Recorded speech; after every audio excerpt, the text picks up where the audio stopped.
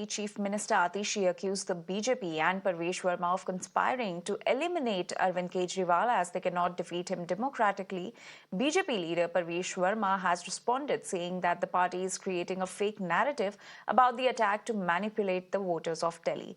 Now, refuting the attack charge, Verma alleged that Kejriwal's vehicle hit 3 youth who had been protesting against him and that Kejriwal himself is the one who asked the driver to crush them. Listen in. कल से बार बार media में झूठ बोला जा रहा है, बार बार झूठ बोला जा रहा है। अभी क्या क्या झूठ बोला जा रहा है मैं आपको बताता हूँ। पहले उन्होंने कहा कि गुंडे बाहर से आए, फिर जब उनको पता लगा कि मैंने बता दिया है कि तीनों स्थानीय वोटर हैं, फिर उन्होंने कहा हमला हुआ है। फिर हमने वीडियो दिखाया कि पहले केजरीवाल की गाड़ी ने तीनों को टक्कर मारी। अगर कोई जवाब उनसे पूछेगा तो कुचल दो, मार दो, और मारते ही बोलो कि मेरे ऊपर हमला हो गया। क्या ड्रामा हो रहा है, क्या नौटंकी हो रही है ये दिल्ली में। ना इलेक्शन कमीशन देख रहा है, ना पुलिस देख रही है। Remember, the battle for Delhi took an ugly turn with the Aam Aadmi Party alleging that the party chief's car was attacked by BJP supporters while he was campaigning in New Delhi.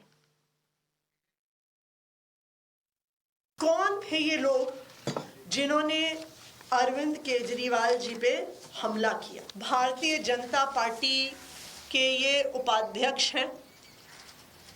प्रवेश वर्मा जी के poster अपने area में लगाते हैं। उसके अलावा अक्सर प्रवेश वर्मा जी के साथ पाए जाते हैं। उनके प्रचार में प्रवेश वर्मा जी के साथ लगे रहते हैं।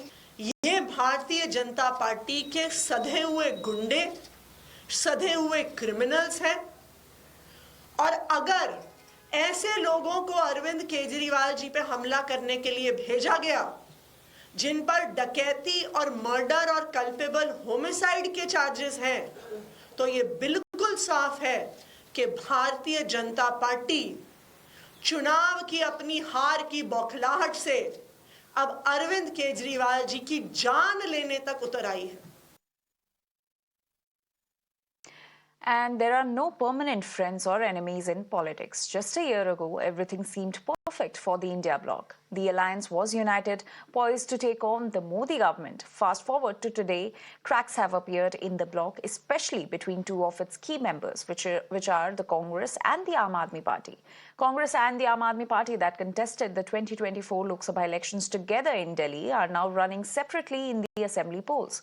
What started with the failed attempt to form a pre-poll alliance for the Haryana Assembly elections in October last year has now turned into a full-blown war, with Aam Aadmi Party Supremo Arvind Kejriwal openly accusing the Congress Party of secretly collaborating with the BJP for the Delhi elections and in turn being likened with the Prime Minister by Rahul Gandhi, who has said that both only believe in spreading propaganda and not working for the people.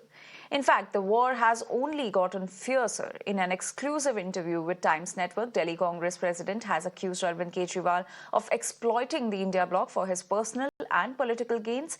Congress Party's Devendra Yadav has also called the Congress-AAP alliance a huge mistake and has categorically ruled out any possibility of future collaboration with the Aam Aadmi Party. Listen in to this exclusive conversation. आखिर क्यों जनता Congress party पर इस बार विश्वास करके देखे?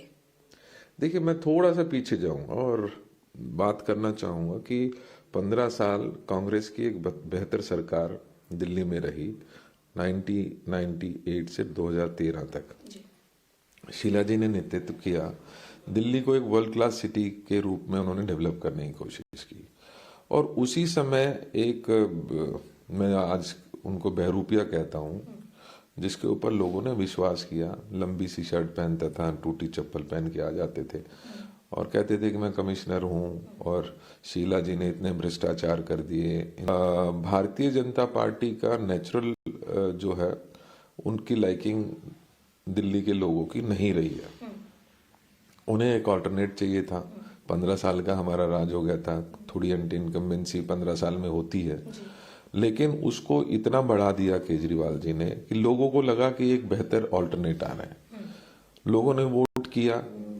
अब लगभग 11 साल उनके कार्यकाल को हो गए। जो बातें की थी, चाहे वो लोकपाल बिल लाने की बात थी, भ्रष्टाचार खत्म करने की बात थी, या दिल्ली को एक बेहतर दिल्ली बनाने का जो सपना दिखाया था, आज सबसे पहली बात यह है कि वो जो सपना था वो टूट चुका है। केजरीवाल जी और उनकी पूरी कैबिनेट, पूरी नहीं तो मतलब आधी से ज्यादा कैबिनेट भ्रष्टाचार के मामले में जेल गई। वहीं हमने अपने पैरों को जमाने की कोशिश की, और उसमें सबसे पहले आपको याद होगा लोकसभा के चुनाव जैसे ही खत्म हुए, हमने अलग अलग जाने का फैसला किया। और तभी से पहले हमें, क्योंकि जिम्मेदारी हमें मिली थी आज से 8 महीने पहले, तो हमने सबसे पहले अपने संगठन को बेहतर करने की कोशिश की। And now shifting